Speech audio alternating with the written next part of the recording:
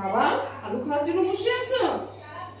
হ্যাঁ, বাবা মুখটাকে আবার আগায় দেয়। আলু খায় কেউ? সিদ্ধ আলু খায়? হ্যাঁ, রান্নাঘর তুমি ছাড়োই না,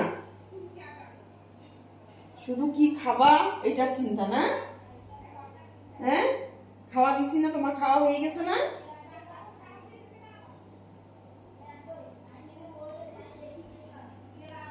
যাও ওইদিকে গিয়ে বসো গা, যাও।